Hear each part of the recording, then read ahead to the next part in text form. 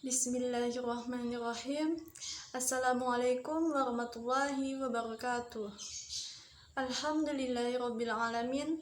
Wassalatu wassalamu ala asrofil anbiya'i wal mursalin wa ala alihi washabbihi ajmain. Amma ba'du. Baiklah, perkenalkan nama saya Tizul Haida, NIM 120160007. Saya dari kelas 3C Prodi Akuntansi Syariah. Alamat asal saya dari Kecamatan Jawai, Kabupaten Sambas. Tujuan saya untuk membuat video kali ini yaitu untuk memenuhi tugas mata kuliah Islamic Marketing dan Manajemen yang diampu oleh Bapak Adi Mursalin, SEMM. Baiklah, tema yang akan saya sampaikan pada pertemuan ke-6 kali ini yaitu tentang riset pemasaran dalam Islam. Langsung saja ke pembahasan materinya, yaitu mengenai riset. Riset atau penelitian secara umum sering dideskripsikan sebagai suatu proses investigasi yang dilakukan dengan aktif, tekun, dan sistematis yang bertujuan untuk menemukan, menginterpretasikan, dan merevisi fakta-fakta. Penyelidikan intelektual ini menghasilkan suatu pengetahuan yang lebih mendalam mengenai suatu peristiwa, tingkah laku, teori, dan hukum, serta membuka peluang bagi penerapan praktis dari pengetahuan tersebut. Selain itu, riset dalam pandangan Islam adalah sebuah penyelidikan yang terorganisir untuk dijadikan sebuah masalah yang lebih spesifik dengan tujuan untuk mencari jawaban atau solusi terhadap masalah tersebut, yang mana harus dilakukan dengan sifat yang jujur atau tidak dusta dan juga tidak merugikan pihak-pihak lain, agar bermanfaat untuk kemaslahatan hidup manusia. Kemudian pengertian riset pemasaran menurut Malhotra mengatakan bahwa riset pemasaran adalah identifikasi, pengumpulan, analisis, dan penyebaran atau pembagian informasi yang sistematis dan objektif untuk meningkatkan pengambilan keputusan yang berhubungan dengan identifikasi dan solusi masalah-masalah dan kesempatan-kesempatan dalam pemasaran. Terdapat surah yang menjelaskan tentang riset, yaitu salah satunya terdapat pada Quran Surah Yunus ayat 101 yang berbunyi, A'udzu billahi minasyaitonir rajim. Qul yanzuru madza fis samawati wal ard wa ma tughnil ayatu wan nuzuru an qaumin la yu'minun. Shadaqallahul azim. Isi kandungan dari ayat ini yaitu Allah menjelaskan perintah untuk memperhatikan gejala-gejala alam, karena di dalam diri manusia ada dua kecenderungan yang saling bertolak belakang, yaitu beriman dan kufur, berbuat baik dan berbuat buruk, taat dan maksiat, dan seterusnya. Dua kutub ini saling menarik, karena itu Allah Subhanahu wa Ta'ala menggelar kekuasaannya di alam semesta, dan Dia memerintahkan manusia untuk memperhatikan semuanya agar menuntun kepada keyakinan akan Allah Subhanahu wa Ta'ala.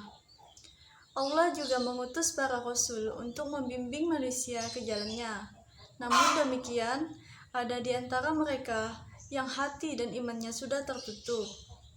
Maka keberadaan para rasul dan tanda kekuasaan Allah di semesta ini tidak menambah keimanannya.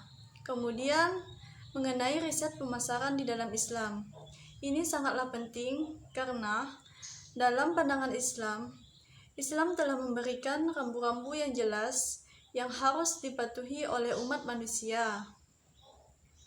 Nabi Muhammad SAW telah mempraktikkan contoh terbaik dalam pemasaran semasa hidupnya. Sebagai pedagang, Rasulullah berpegang pada 5 konsep.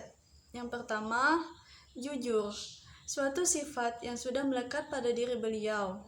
Yang kedua, ikhlas, dengan keikhlasan seseorang pemasar di dalam berbisnis, tidak hanya karena materi semata. Yang ketiga, profesional, Artinya, seseorang yang profesional akan selalu bekerja dengan maksimal. Yang keempat, silaturahmi. Konsep ini mendasari pola hubungan beliau dengan pelanggan, calon pelanggan, pemodal, dan pesaing. Kemudian konsep yang kelima yaitu murah hati. Di dalam melakukan kegiatan pemasaran, Islam juga memandang segala aktivitas manusia yang positif dan dilakukan sesuai dengan tuntunan syariah akan bernilai ibadah. Pemasaran bukan hanya sebagai aktivitas yang bertujuan untuk kemaslahatan duniawi saja, tetapi juga ukhrawi. Apabila suatu perdagangan dilakukan sesuai dengan ketentuan syarat wajib dan syarat sahnya perdagangan sebagaimana yang ditetapkan Islam, perdagangan tersebut selain dibenarkan juga merupakan suatu ibadah. Selanjutnya, peran riset pemasaran di dalam rencana dan strategi pemasaran. Yang pertama, menciptakan ide-ide. Dalam memasarkan sebuah produk, kita harus menentukan ide-ide dalam memasarkan produk tersebut yang dapat memberikan keuntungan bagi kita. Yang kedua, memilih ide.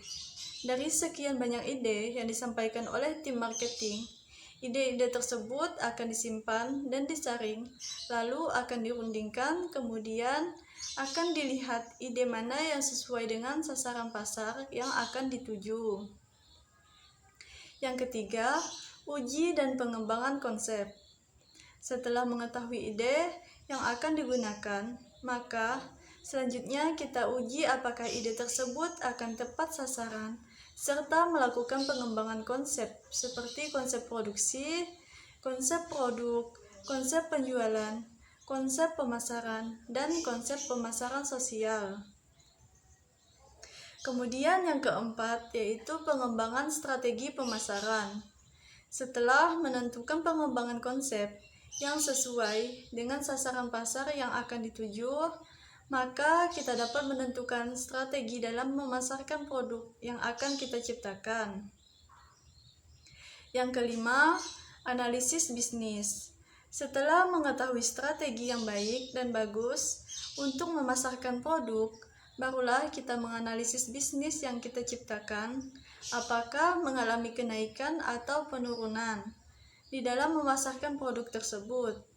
Yang keenam, pengembangan produk dan menganalisis bisnis tersebut. Kita dapat melihat apakah bisnis kita mengalami penurunan atau kenaikan. Jika penurunan, maka kita harus memperbaiki strategi dan ide-ide agar produk yang kita pasarkan dapat diterima oleh konsumen. Dan jika mengalami kenaikan, maka kita dapat mengembangkan lebih banyak lagi produk yang kita ciptakan tersebut. Yang ketujuh yaitu tes pasar. Jika mengalami penurunan, maka kita dapat mengetes kembali produk baru yang kita ciptakan ke pasar yang akan dituju. Jika mengalami kenaikan, maka kita bisa mencoba di pasar internasional agar produk yang kita ciptakan tersebut bisa lebih dikenal oleh masyarakat luas. Dan dapat juga memperkenalkan produk melalui iklan. Selanjutnya yaitu mengenai klasifikasi riset pasar. Yang pertama yaitu problem solving research, yakni riset yang diadakan untuk mengidentifikasi dan memecahkan masalah-masalah di dalam pemasaran.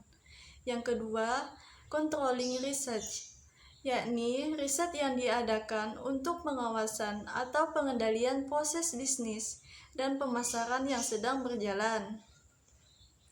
Yang ketiga, planning research, yakni suatu riset yang diadakan untuk mendapatkan informasi sebagai panduan dalam merencanakan kegiatan pemasaran.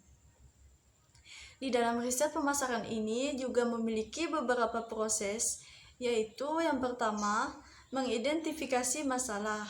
Yang kedua, merumuskan kerangka teori. Yang ketiga, formulasi desain riset. Yang keempat, kegiatan lapangan dan pengumpulan data. Yang kelima, persiapan dan analisis data. Yang keenam, pembagian laporan dan presentasi hasil penelitian. Selain mengenai riset secara umum, ada juga riset primer atau primary research. Riset primer atau primary research adalah jenis penelitian di mana peneliti mengambil data dari sumber asli secara langsung. Dengan kata lain, peneliti adalah tangan pertama yang mengumpulkan data. Di dalam melakukan primary research ini memiliki beberapa metode, yaitu yang pertama survei. Dalam survei ini, peneliti mengumpulkan data dari kelompok responden yang telah ditetapkan atau sampel. Topik bervariasi tergantung pada tujuan penelitian. Yang kedua, wawancara.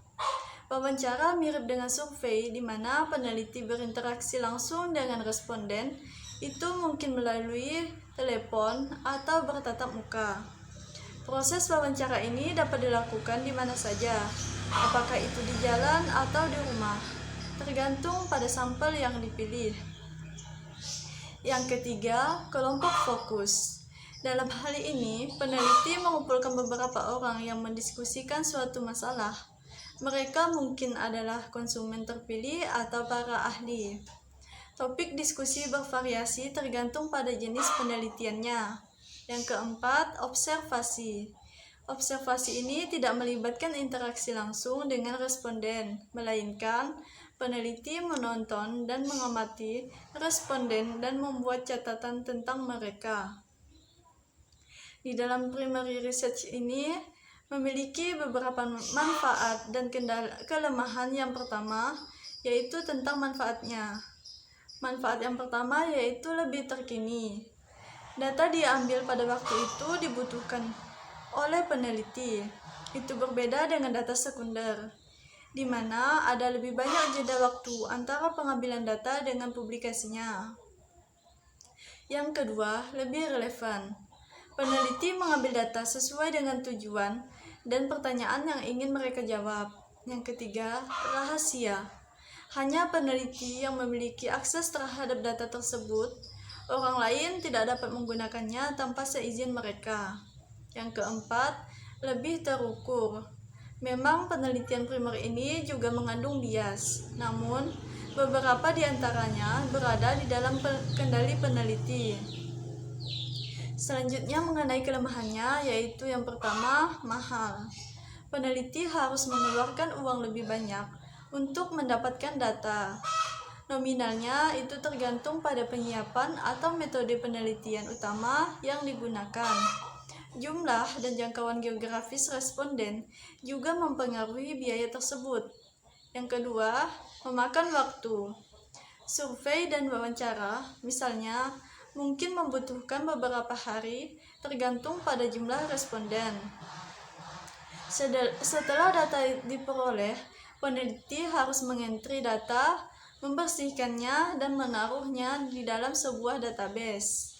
Yang ketiga, variasi lebih rendah. Data primer ini hanya berisi topik yang diteliti. Sebaliknya, data sekunder lebih bervariasi karena berasal dari berbagai sumber. Yang keempat, sampel tidak valid. Kesalahan di dalam mengambil sampel membuat pekerjaan sia-sia, meskipun tidak ada masalah dengan kuesioner atau jawaban responden.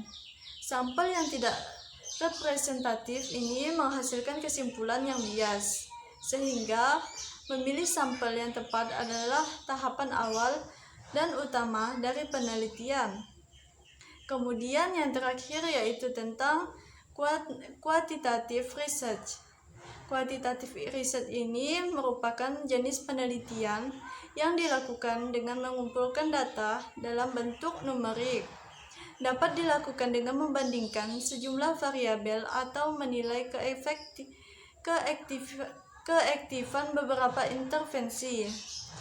Baiklah, sekian penjelasan yang dapat saya sampaikan. Kurang lebihnya saya mohon maaf. Wabillahi taufiq wal hidayah. Wassalamualaikum warahmatullahi wabarakatuh.